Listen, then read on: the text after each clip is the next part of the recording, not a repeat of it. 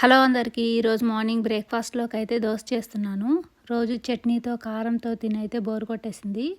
అందుకని ఈరోజు white piece ఉంటాయి కదా బఠానీస్, వాటితో అయితే కర్రీలాగా ప్రిపేర్ చేస్తూ ఉన్నాను. వైట్ బఠానీ కర్రీని అయితే మీరు సమోసా చాట్లోకి యూస్ చేసుకోవచ్చు.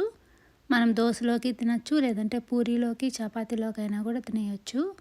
ఇంకా కాదు అంటే పానీపూరి చేస్తారు కదా, అలా చిన్న పూరీస్ ఉంటాయి కదా, వాటి మధ్యలో ఈ కర్రీ యాడ్ చేసుకొని పైన కొంచెం కొత్తిమీరతో పెట్టుకొని కొన్ని ఆనియన్స్ యాడ్ చేసుకొని తింటే మీకు పానీపూరి కన్నా ఈ కర్రీతోనే చాలా మంచి టేస్ట్ ఉంటుంది. మీరు కూడా అయితే ఒకసారి ట్రై చేయండి.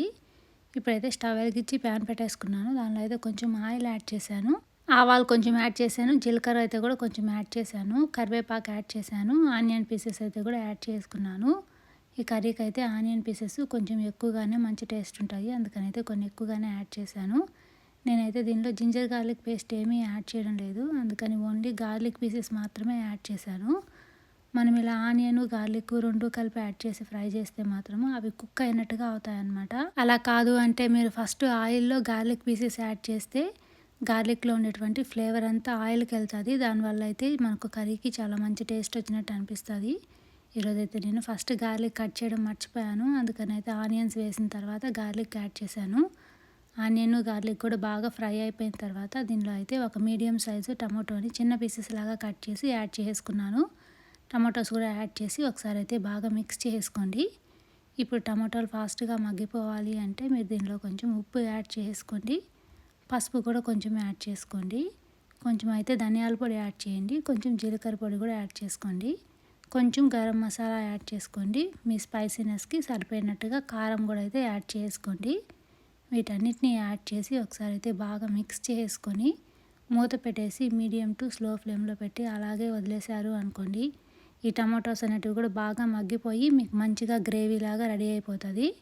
నేను వైట్ బఠానీలను అయితే మాత్రము అటు సైడ్ కుక్కర్లో పెట్టేస్తున్నాను. 3 విజిల్స్ ఇచ్చాను అనమాట. కుక్కర్లో కొన్ని వాటరు, సాల్ట్, వైట్ బఠానీస్ యాడ్ చేసి అయితే 3 విజిల్స్ ఇస్తే సరిపోతుంది. అంతకన్నా ఎక్కువ విజిల్స్ ఇస్తే అవి కొంచెం పేస్ట్ లాగా అయిపోతాయి, అంత మంచిగా అనిపించదు అని అయితే నేను 3 విజిల్సే ఇచ్చాను.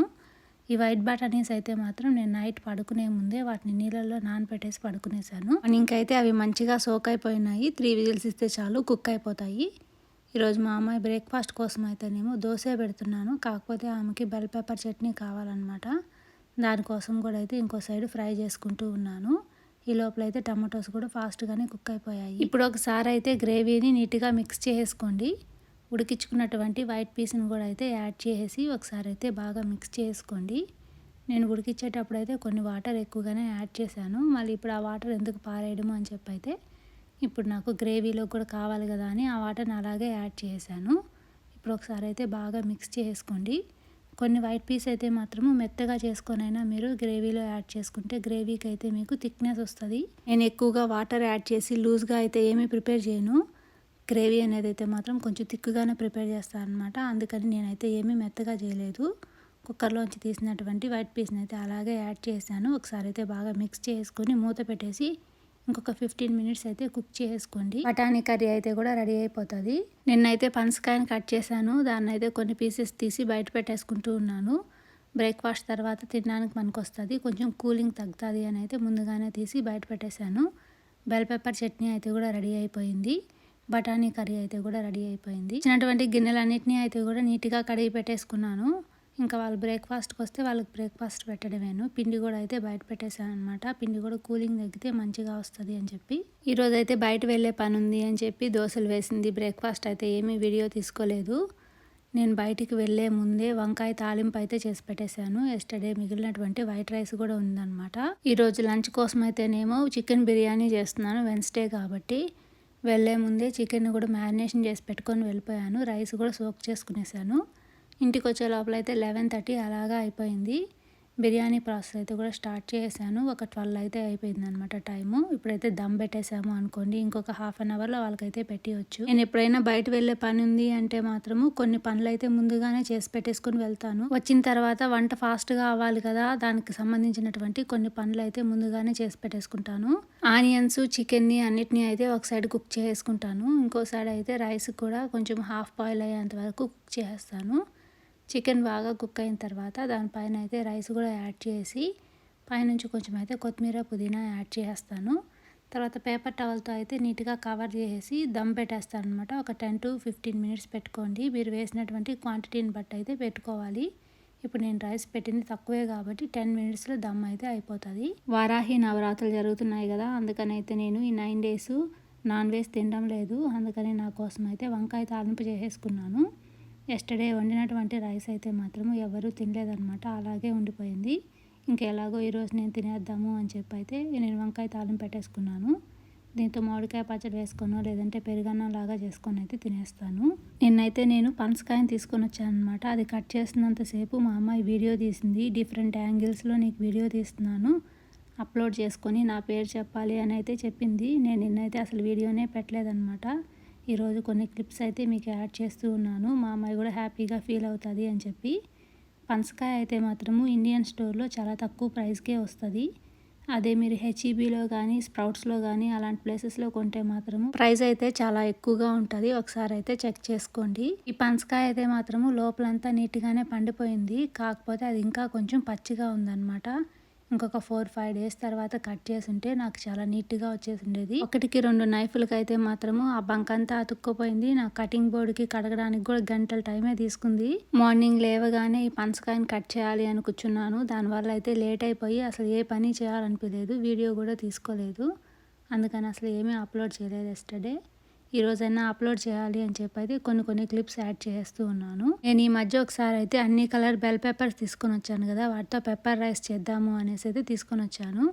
ఒకరోజు చేశాను కానీ వీడియో అయితే మీకు అప్లోడ్ చేయలేదు. ఈరోజు అయితే ఆ రెసిపీ ఎలా ప్రిపేర్ చేశానో కూడా మీతో షేర్ చేస్తూ ఉన్నాను. ఫస్ట్ అయితే ఒక ప్యాన్ పెట్టేసుకోండి. దానిలో అయితే కొంచెం ఆయిల్ యాడ్ చేసుకొని ఎగ్స్ని బీట్ చేసి అయితే యాడ్ చేసి ఒకసారి అయితే బాగా మిక్స్ చేసుకుంటూ స్క్రాంబుల్డ్ ఎగ్స్ లాగా ప్రిపేర్ చేసుకోండి. దీనిలో అయితే కొంచెం సాల్ట్ యాడ్ చేసుకోండి, కొంచెం అయితే పెప్పర్ పౌడర్ యాడ్ చేసుకోండి. నేనైతే ఫస్ట్ ఓన్లీ పెప్పర్ రైస్ మాత్రమే చేద్దాం అనుకున్నాను. మా ఇంట్లో అయితే కొంచెమైనా ప్రోటీన్ ఉండాలి కదా అని చెప్పి ఎగ్స్ యాడ్ చేయమన్నారు, అందుకని ఎగ్స్ యాడ్ చేస్తున్నాను. మీరు నాన్ వెజ్ తినరు అనుకుంటే మీరు ఈ ప్లేస్లో పన్నీర్ అయినా యాడ్ చేసుకోవచ్చు, టేస్ట్ అయితే చాలా బాగుంటుంది. అన్నీ యాడ్ చేసి ఒకసారి మిక్స్ చేసుకొని స్క్రాంబుల్డ్ ఎగ్స్ని అయితే తీసి ఒక బౌల్లో యాడ్ చేసుకోండి. ఇప్పుడు అదే ప్యాన్లో ఇంకొంచెం అయితే ఆయిల్ యాడ్ చేసుకోండి. ఆయిల్ కొంచెం హీట్ అయిన తర్వాత సన్నగా కట్ చేసినటువంటి గార్లిక్ పీసెస్ అయితే యాడ్ చేసుకోండి. మీకు నచ్చితే కొంచెం దీనిలో జింజర్ పీసెస్ అయినా కూడా యాడ్ చేసుకోవచ్చు. ఆయిల్లో గార్లిక్ని అయితే కొంచెం సేపు బాగా ఫ్రై చేసుకోండి.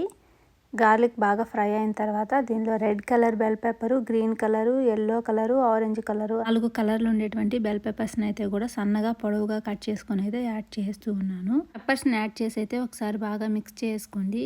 మీరు చేసేటువంటి క్వాంటిటీని బట్టి అయితే పెప్పర్స్ యాడ్ చేసుకోండి. కొంచెం ఎక్కువగా యాడ్ చేసుకున్నా కూడా పర్లేదు, ఫ్లేవర్ అయితే కొంచెం ఎక్కువగా వచ్చినట్టుగా అనిపిస్తుంది. పెప్పర్స్ కొంచెం సేపు బాగా ఫ్రై అయిన తర్వాత దీనిలో కొన్ని ఆనియన్ పీసెస్ కూడా యాడ్ చేసుకోండి. ఆనియన్స్ కూడా యాడ్ చేసి ఇంకొంచెం సేపు అయితే బాగా మిక్స్ చేసుకోండి. దీనిలో అయితే నేను కొన్ని సాసెస్ కూడా యాడ్ చేస్తున్నాను. మీకు వద్దు అంటే సాసెస్ని అయితే స్కిప్ చేసుకోవచ్చు, టేస్ట్ అయితే మాత్రం బాగానే ఉంటుంది. షెజ్వాన్ సాస్ అయితే ఒక 1/2 స్పూన్ దాకా యాడ్ చేస్తూ ఉన్నాను. ఈ సాస్ అయితే మాత్రం కొంచెము స్పైసీగా ఉంటుంది, చూసి అయితే యాడ్ చేసుకోండి. కొంచెం అయితేనేమో సోయా సాస్ యాడ్ చేస్తూ ఉన్నాను.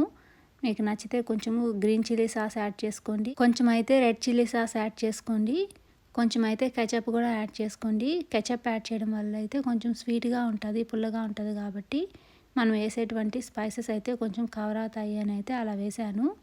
మీకు నచ్చితేనే యాడ్ చేసుకోండి, లేదంటే స్కిప్ చేసుకోవచ్చు.